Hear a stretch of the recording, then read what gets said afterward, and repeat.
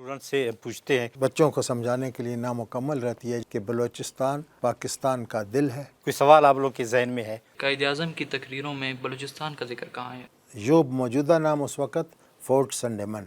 अब आएँ कलात की तरफ। बिगलर बेगी, खान अहमद यार खान। का सब इस तरफ आते हैं। पश्तून का कितना किरदार रहा, उनमें कोई बड़े नाम? उस पे कायद-ए-आज़म के और खान साहब के दस्तखत मौजूद है कि एक पाकिस्तान बनाया जाए, दूसरा फ़लस्तीन को आज़ाद किया जाए। बलूचिस्तान अपनी मर्जी से पाकिस्तान में शामिल हुआ। इस्लामी रियासत हाय मुत्तहिदा कलात सिर्फ मुस्लिम लीग कायद-ए-आज़म की क़यादत में अकेले कर रही।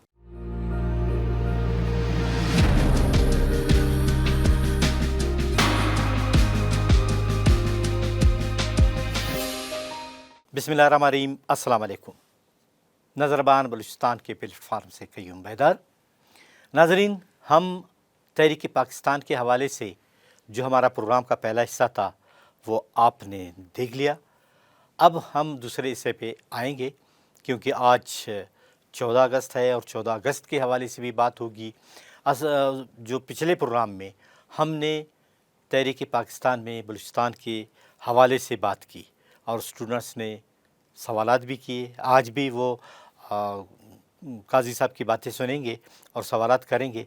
आज भी हमारे मेहमान हैं, हमारे उस्ताद हैं, तारीख़ पे गहरी नज़र है काजी महमूदुल हसन साहब। काजी साहब, जैसे कि पिछले प्रोग्राम में आपने पाकिस्तान की तहरीक में बलूचिस्तान का हिस्सा और उस पर आपने ब्रिटिश बलूचिस्तान का ज़िक्र भी किया और रियासत मुत्तहिदा कलात में जो रियासतें थी उनका ज़िक्र भी किया, हिलहाक का भी ज़िक्र किया।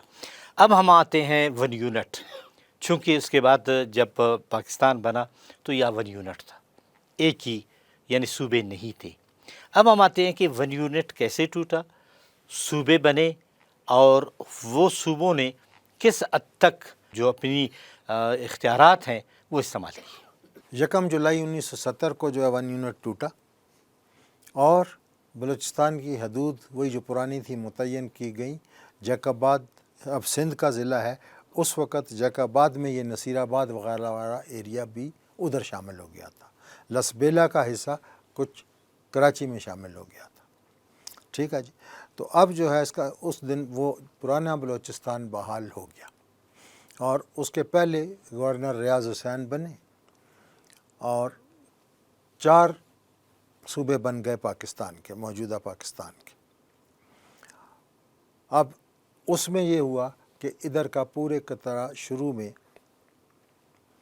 जमहूरियत के रास्ते पे डाला गया और इनको ज़्यादा से ज़्यादा ऑटोनॉमी देने की कोशिश की गई ताकि ये सूबे अपने अपने पाँव पर खड़े हो जाएं। का सब 5 सूबे नहीं थे? 5वां से वो ईस्ट पाकिस्तान था। ईस्ट तो 5 पाकिस्तान। सूबे तो मैं मौजूदा का बता रहा हूँ कि मौजूदा जो पाकिस्तान है इसके ये 4 सूबे। ठीक है। ये प्लस वो फिर ईस्ट पाकिस्तान था, उसको बावजूद आपको देखे हमारे दुश्मनों ने उसको तोड़कर दूसरी तरफ कर दिया।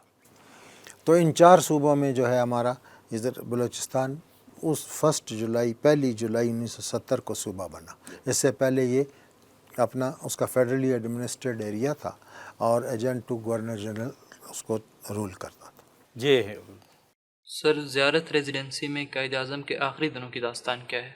आपने भी तारीख़ पढ़ी होगी, हम तारीख़ पढ़ते हैं, सुनते भी हैं। इत्तेफाक से हमें ख़ुद ज़ियारत रहने का बचपन अपना स्कूल के दौर में आने जाने का बहुत मौका मिला, बाद में भी मिला।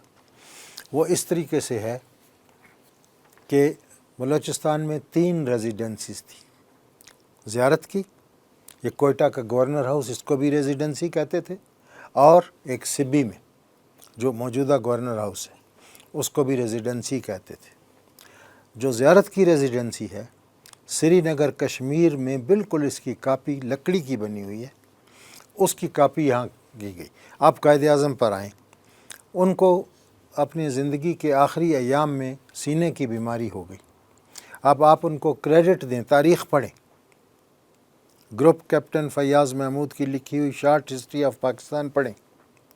उन्होंने पाकिस्तान बनने से कई साल पहले जब ये साबित हुआ कि उनको टीबी हो गई है, तब पे दिक हो गई है, उन्होंने कहा कि अंग्रेज़ और उसको हिंदू को पता लगेगा कि मुझे ये तकलीफ़ है, मैं जल्दी चला जाऊंगा, تو مجھ بتانا نہیں، اپنے ڈاکٹر کو کہہ دیا کہ کسی کو نہیں بتانا مجھے کیا مرض ہے۔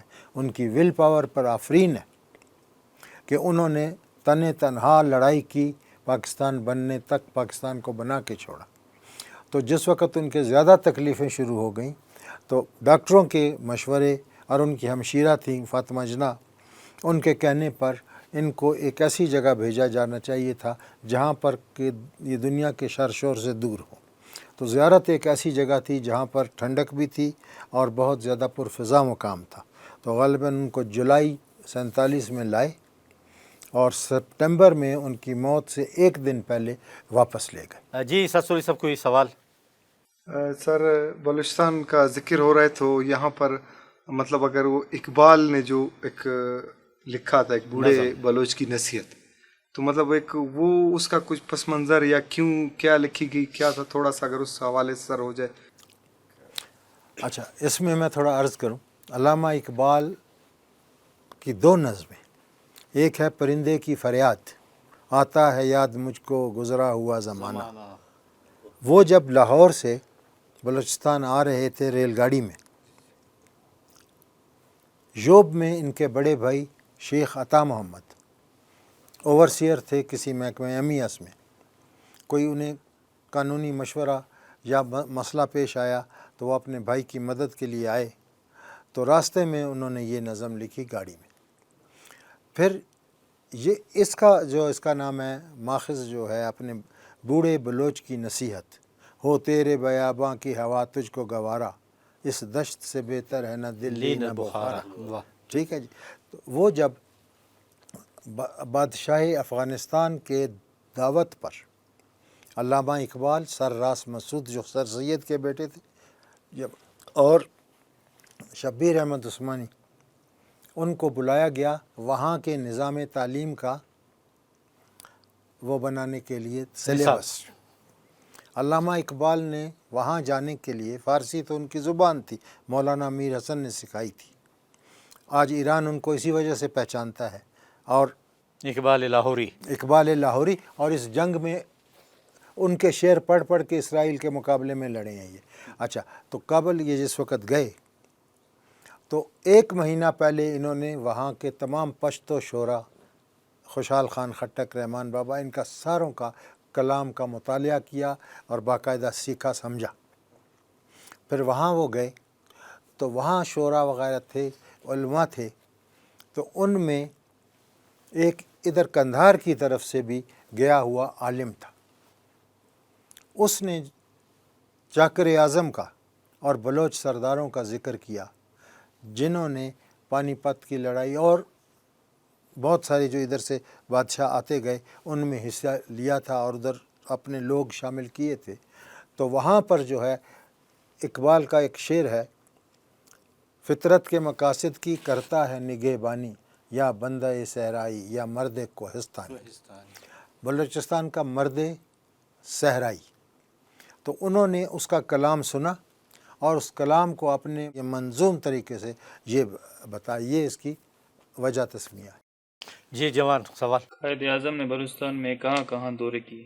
قائد اعظم پہلی دفعہ جو ہے 43 میں آئے ادھر بلوچستان، میک موہن پارک میں انہوں نے خطاب کیا، پھر وہ یوب گئے، پشین گئے، پشین ان کا قاضی عیسیٰ کا اپنا شہر تھا، پھر یہ ادھر بھی خان افقلات صاحب کے پاس گئے، انہی کے ساتھ پھر یہ مستونگ آئے اور پھر کوئٹہ آ کر وہاں سے چلے گئے اور ہر جگہ انہوں نے تقریر کی۔ میں اس میں خاص بات، آپ اسٹوڈنٹ ہیں، بچے ہیں، بتانا چاہتا ہوں کہ اس وقت جو کوئی مقرر ہوتا ہے تقریر کرتا ہے اور جو سننے والے سامعین ہیں ان کا ایک خاص رشتہ ہوتا ہے۔ آپ اگر سامعین کی زبان میں بات کریں گے وہ سمجھیں گے، ان کی زبان میں بات نہیں کریں گے تو نہیں سمجھیں گے، لیکن خدا نے ان کو ایسی صلاحیت دی تھی کہ وہ انگریزی زبان میں تقریر کرتے تھے اور یہاں پر بلوچ اور پٹھان پشتو یا بلوچی بولنے والے تھے، ایسے انماک سے تقریر سنتے تھے کہ جیسے کہ ان کو سمجھ آ رہی ہے۔ تو 1943 میں انہوں نے ادھر تقریر کی، باقی جگہوں کا جو میں نے نام لیا وہاں بھی تقریر کی، اور اس کے بعد یہ اسلامیہ اسکول ہے، میں نے پہلے بھی ذکر کیا پچھلے اس میں پروگرام میں، وہ انہوں نے ادھر کا وزٹ کیا اور بولا یہ بلوچستان کا علی گڑھ بنے گا، قائد اعظم کی شخصیت ایسی تھی، ہمارے بزرگ بتاتے ہیں، ہم تو بعد میں پیدا ہوئے ہیں، آپ تو بہت بعد میں پیدا ہوئے، کہ جس دن قائد اعظم فوت ہوئے تو یہاں بڑے سنجیدہ لوگ جو ہیں دھاڑیں مار مار کے رو رہے تھے۔ جی عزیز، سر چونکہ میرا تعلق لٹریچر سے ہے، میں کبھی ثقافت پہ بھی ایک نظر دیکھتا ہوں. تو ایک بلوچستان کی یا کوئٹہ کی جو مشہور ایک کراکلی ٹوپی ہوا کرتی تھی، جو کہ بعد میں ایک قومی شناخت بنا قائد اعظم کے حوالے سے وجہ سے، اس کے حوالے سے کچھ آپ ابھی تو وہ فوت ہو گئے ہوں گے، آپ کنداری بازار میں جائیں، جو پہلا ٹرن ہے وہ کلاتھ مارکیٹ والا، اس سے اگلا کارنر میں بختیار کراکلی، جی بختیار کراکلی، یہ جو ہے قاضی عیسیٰ نے ان کو بنا کر وہ دی، اور یہ کراکلی اس دن سے جناح کیپ بن گئی، کراکلی کی بجائے جناح کیپ بن گئی. اور آپ اگر شیخ عبداللہ غدار کشمیر کا کتاب پڑھیں، موجودہ جو مقبوضہ کشمیر کا وزیر اعلیٰ اس کے دادے کی، اس نے اپنی کتاب آتش چنار میں لکھا ہے کہ اس نے یہ کراکلی کہاں سے، اس نے قائد اعظم سے متاثر ہو کے پہننا، وہ بھی کراکلی پہنتا تھا. جی سسولی صاحب، کوئی ذہن میں سوال ہے؟ قائد اعظم محمد علی جناح اور علامہ اقبال کے علاوہ جو ہمارے جو قومی ہیروز ہیں ان کے حوالے سر، جیسے آپ نے ایک مولانا محمد علی جوہر صاحب کے حوالے سے کہا، اس طرح کے اگر سر کچھ جو قومی ہیروز جو یہاں آئے، بلوچستان آئے. مولانا ظفر علی خان، میں آپ کو ایک بات بتاؤں، جو اچھا شعر ہوتا ہے نا، اقبال بہت مشہور ہوئے ہیں، ٹھیک ہے، تو وہ ان سے منسوب ہو جاتا ہے. اب قرآن پاک کی ایک آیت ہے کہ خدا نے آج تک وہ یعنی نہیں بدلی کسی قوم کی حالت جب تک کہ وہ خود نہ بدلیں اپنی حالت کو. تو ان کا شعر ہے مولانا ظفر علی خان کا، خدا نے آج تک اس قوم کی حالت نہیں بدلی، نہ ہو جس کو خیال آپ اپنی حالت کے بدلنے کا. ٹھیک ہے، تو جس وقت ہی میں نے ابھی ذکر کیا تھا اپنے پچھلے پروگرام میں کہ قاضی عیسیٰ نے لیاقت علی خان کو خط لکھا کہ یہاں پر اثرات وہ جڑ پکڑ رہے ہیں کس کے، عطا اللہ شاہ بخاری کے، جو احرار پارٹی کے ہیں اور وہ کانگریس کے ساتھ ہیں، تو آپ کسی کو بھجوائیں فلاں فلاں کو. تو اس میں انہوں نے مولانا ظفر علی خان کو بھجوایا اور انہوں نے بہت سیر حاصل تقریر کی اسی میک موہن پارک میں. پھر اس کے بعد وہ پشین گئے، قاضی صاحب لے کے گئے، اس کے بعد یوب گئے، اور انہوں نے وہاں پر جو یوب کی جامعہ مسجد ہے، آج کل کا یوب، اس وقت کا فورٹ سنڈمن، وہاں 450 لوگ تھے مشاہیر، ان کے سامنے تقریر کی اور ان کو قائل کیا. یہ ان کی تقریروں کا اثر تھا کہ جب ادھر ٹاؤن ہال میں پاکستان کے حق میں ووٹنگ ہوئی تو نواب بگٹی سمیت سب نے پاکستان کو ووٹ دی. اچھا، نواب بگٹی صاحب کے ساتھ اور کون کون لوگ تھے جنہوں نے کہ پاکستان کے حق میں ووٹ دیا تھا؟ پاکستان کے حق میں جعفر خان جمالی صاحب تھے سارے، اور جتنے بھی ہے کانسی صاحب تھے، نواب محمد خان جوگزئی تھے، یہ سارے جو بڑے بڑے لیڈر تھے، ایک اچکزئی صاحب بھی تھے. وہ سارے 5 بڑے لیڈر ہیں جو کہ مسلم لیگ کے ایگزیکٹو کونسل کے ممبر بھی تھے. اچھا، انہوں نے جب ووٹ دیا تو اس کے بعد تو سب سے پہلے تو برٹش بلوچستانی پاکستان میں شامل ہوا. جی ہاں، اس وقت تک ریاست کلات کی کیا پوزیشن تھی؟ وہ نہیں اس وقت وہ اپنے طور پر ریاست تھی، اور جب کہ برطانیہ ادھر ہی تھا پچھلے دور میں، تو وہ اپنے طور پر اٹانومی تھی ان کی. بس بعد میں یہ الحاق کیا ہے وہ 1 سال کے بعد. ہاں جی، پھر 1 یونٹ بنا تو یہ سب چیزیں وہاں پر بہاولپور ریاست ختم، سارا اس کا یہ سوات وغیرہ سب پھر سب ایک جیسے ہو گئے. اچھا، 1 یونٹ کے بعد تو جیسے کہ آپ نے کہا کہ صوبے بنے، پھر صوبوں میں جو ترقی ہے وہ انگریز کے زمانے میں نہیں ہوئی تھی، پاکستان بننے کے بعد ترقی شروع ہوئی. پاکستان بننے کے بعد پیدا ہوئی ہیں.